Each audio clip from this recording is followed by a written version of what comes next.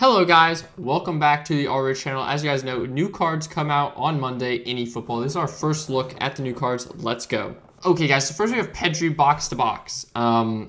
Big time, so he's always going to be B rated overall. Ball protection +3, and we give him agility +1 with 33 levels.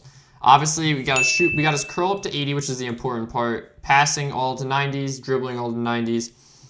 Speed and acceleration to 90, which I do think is very important, and then balance 94. Offensive awareness is a little bit low, but since he's not a whole player, he's a box-to-box, it's fine. And we got his defensive up to 80, high 70s, low 80s. My only problem with this card, guys, is he's a box-to-box. Pedri has always been a whole player. I don't know why they do this. They sometimes switch up the play styles, so he's a box-to-box. So he's not as, he's more of, you have to really, you could play him attacking, but especially with this low finishing, I'd very much play him more center mid to defensive mid. This is definitely a more center mid build. If you're going to go defensive mid, obviously you want that defending up, and you obviously are going to give him shutdown so you can take a few things off there, and you don't need that dribbling as high, and you don't need the passing as high either. I would focus more on the balance, getting that to 90, and the speed as well. So something like that is more what I would focus on. If you're playing him as this more defensive-minded player, you play him more like this. Not a bad card, but definitely not. I mean, I wouldn't play him this way. I'd definitely play him more as a center mid. But box-to-box kind of ruins it a little bit for me. But he does have weak foot accuracy and usage very, very high. So if you do get his finishing up to 80, he will be pretty lethal in the final third. And he obviously has phenomenal pass as a big-time card. So he's going to be a pretty decent card. Box-to-box is a little bit different, but other than that, I think he's going to be quite good. Okay, guys, next we have Achilia Mbappe. This card is not as good as the French Blitz Curler Mbappe, like anywhere near as good.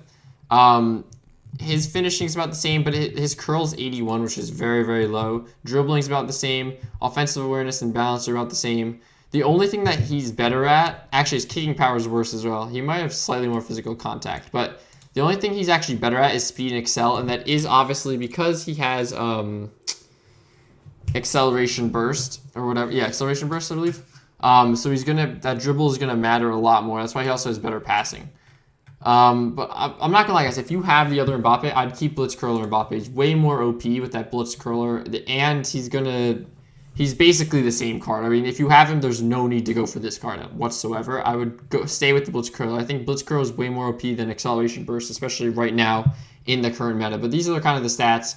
Very basic attacker leveling up. Guys, and then we have Rafinia, who, in my opinion, is by far the weakest player. He has off the ball +2 and 35 levels.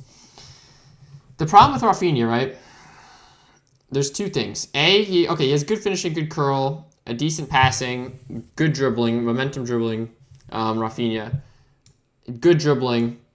High, good offensive awareness, good acceleration. But as you can see here, the problem is he doesn't even reach the threshold of 85 balance. He literally has very, very, very poor balance for a whole player. Like, he's not going to beat any other whole players because automatically he has that very low balance.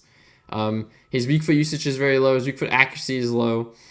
His speed and acceleration is good. Kicking power is good. Physical contact is also pretty good. You could get this to 80 if you really wanted to. Like, you get rid of that passing and put it like there. But the problem is, I think the balance really, really kills this card off. Like, a lot. I mean, maybe if you get that a little bit lower, I would go try to get the balance up to 85, but it kind of seems like a little bit of a waste to waste some points on that.